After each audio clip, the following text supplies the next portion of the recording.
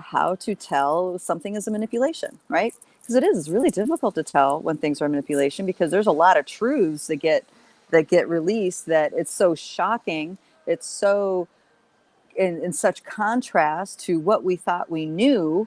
It's really triggering.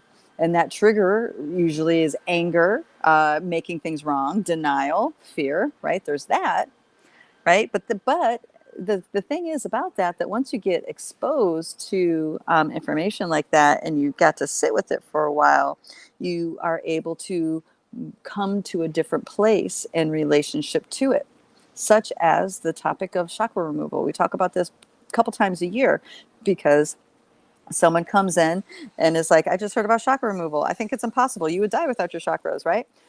Not necessarily, right? But that is not a response that happens immediately. We have to first get exposed to the narrative, and maybe we start to get exposed to humans that have a different energy system. Maybe we get exposed to other information in our dream time. Maybe we, you know what I mean? As we digest these ideas that seem to be impossible, and total contrast, juxtaposition of what we think is so, as we digest it, we arrive to a new relationship with that information. Okay. So there's that kind of reaction, right? There's that kind of fear response, anger response, the kind that challenges our belief systems, and then we digest it and we come to a different relationship. But then you have things like psyops, right? This is a new catchword. But manipulation of starseeds has been going on for decades, folks, decades. We've been targeted from the get-go. Many of us get targeted upon entry to this galactic plane. So this is an old story. This is a very old story. It's just gotten more sophisticated these days, because there are a lot more starseeds coming to this planet than what has been coming before. Now, I would resonate maybe more with the word indigo. I'm an early generation indigo. I know people who were born a couple decades before I was that are also indigos, So we've been coming for a while. It's just now we're coming en masse. And my guidance is indicating that, more than 20% of the population being born these days are starseeds, right?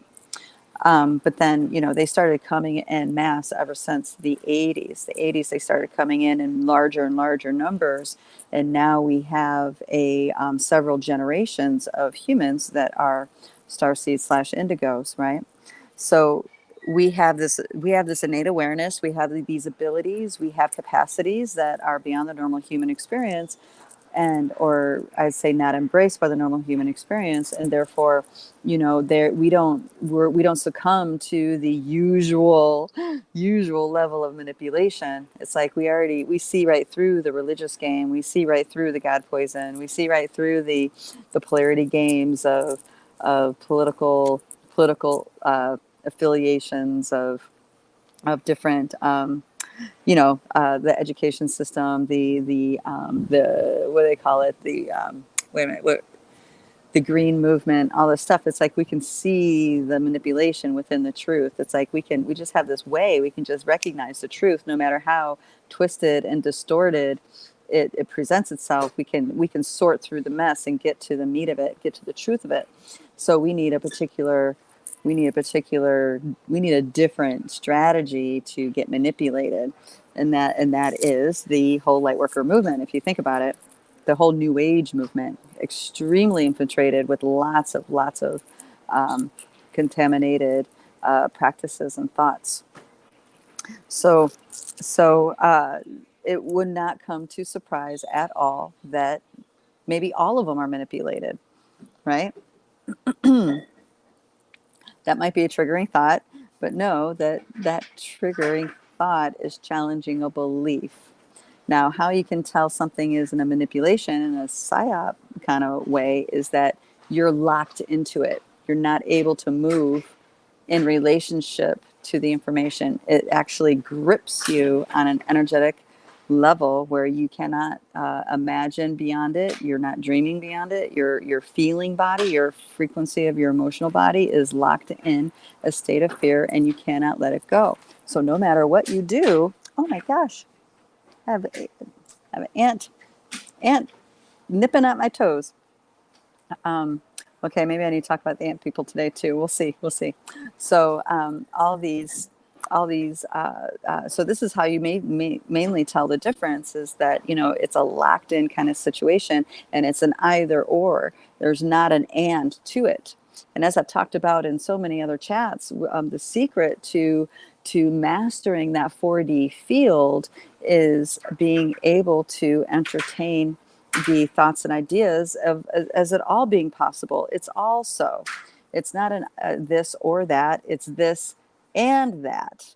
And you see what I mean? There's no polarity. It's all together. And yes, there can be contrasts. There can be conflicts, contradictions, but that's okay. The contradictions are helping us navigate what our truth is, navigate through this jungle so we can see the trees, so we can see, allow these other frequencies to come in and not be locked into any particular polarity, such as good or bad, right or wrong, male, female.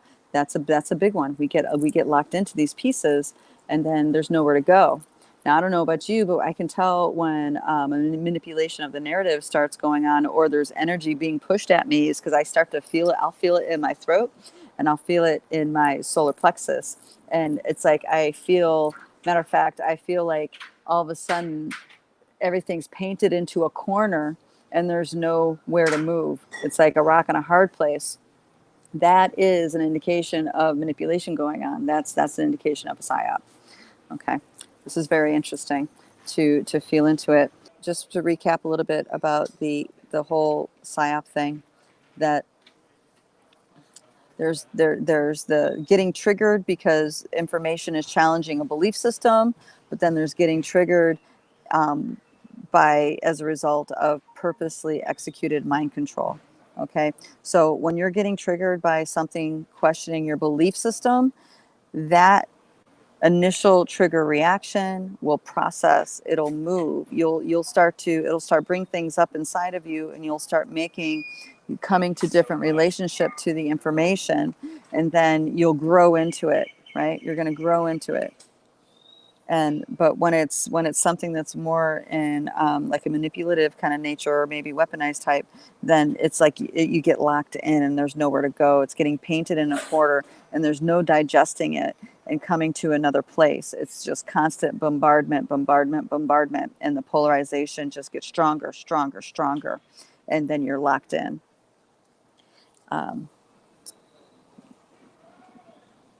And this is something to be aware of. And the whole reason why it works is because there's always threads of truth within it, right? There's always threads of truth within it. That's why these things work. If it was all at 100% a lie, then, people wouldn't buy into it. But because there's threads of truth within it, then, then we get bait. We kind of take the bait, and then it takes us down a rabbit hole, and all kinds of manipulation starts happening after that. Bottom line is you need to not be willing. You need to refuse to be willing to give up your humanity. Okay? That should be, I'm going to use the word should. That should be your line when you are in a place where you are willing to dehumanize another being because you think you're right and they're wrong. That's your cue. That's your barometer. Okay? It's really important that we navigate this chaos, keeping our humanity intact, keeping our compassion intact. And I don't mean folding, and I'm not talking about being weak or meek or a pushover. I'm not saying that at all, because it takes a lot of character, personal character, to withstand these bombardments, But the deeper your commitment is to your humanity, and the deeper your commitment to yourself being in your truth, that's gonna be the navigation through the obstacle course.